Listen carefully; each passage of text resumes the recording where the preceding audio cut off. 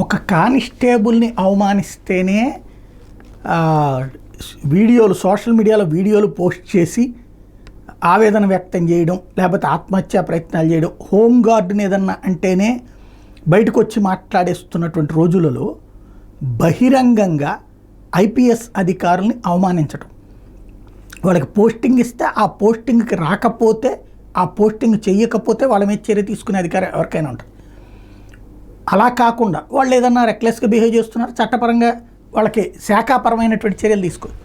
అలా కాకుండా ఉన్నట్టేమో ఉద్యోగంలో, కానీ ఏకంగా 16 మంది డీజీ క్యాడర్ అధికారుల దగ్గర నుండి కింద దాకా 16 మందిని ఇప్పుడు విధుల్లోకి జాబు ఎవరు, పోస్టింగ్ ఎవరు, అదే సందర్భంలో వాళ్ళని హ్యూమిలియేట్ చేయడం, రోజు పొద్దున్నే ఆఫీస్కి వచ్చి సాయంత్రం దాకా ఆఫీస్లో కూర్చో అనేటటువంటిది. ఏ పని ఉండదు, అక్కడ కూర్చోవాలి.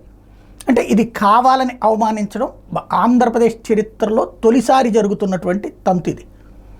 ఓ పక్కనేమో మాకు మనుషులు చాలట్లేదని కేంద్ర ప్రభుత్వాన్ని అడిగి డెప్యుటేషన్ మీద తెప్పించుకుంటున్నాం, ఇంకో పక్కన వీళ్ళని ఎందుకంటే వైఎస్ఆర్ కాంగ్రెస్ పార్టీ హయాంలో కీలక పాత్ర పోషించారు. మరి ఇప్పుడున్నటువంటి తెలుగుదేశం పార్టీ హయాంలో కీలకమైనటువంటి పోస్టులో ఉన్నటువంటి అధికారులందరినీ రేపు వచ్చేవాళ్ళు వేధించాలా, లేదా ఇప్పుడు కొంతమందిని వైఎస్ఆర్ కాంగ్రెస్ పార్టీ వాళ్ళని అరెస్టులు ఈ చేస్తున్నటువంటి వాళ్ళని రేపు వైసీపీ వచ్చాక వాళ్ళ మీద కక్ష కట్టి వాళ్ళని పక్కన పెట్టాలా? IPS is IPS.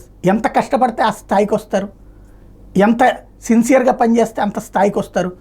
కానీ రాజకీయ క్రీడలో ఐఏఎస్ని ఐపీఎస్ని బలిపశువులుగా మారుస్తున్నటువంటి వైనంలో అవమానం అన్నటువంటిది మరొక కీలకమైనటువంటి అంశం.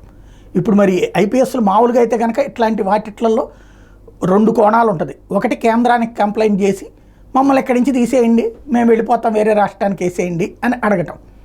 రెండవది, లేదంటే కనుక కోర్టును ఆశ్రయించడం. కోర్టును ఆశ్రయించి మళ్ళీ ఇక్కడే కూర్చుని ఈ అవమానాలు, ఏదో పోస్ట్ అంటే చివరికి వేయకుండా ఉంచడం, లేకపోతే ఏదో ఒక పోస్ట్ దగ్గరికి పంపిస్తారో చూడాలి.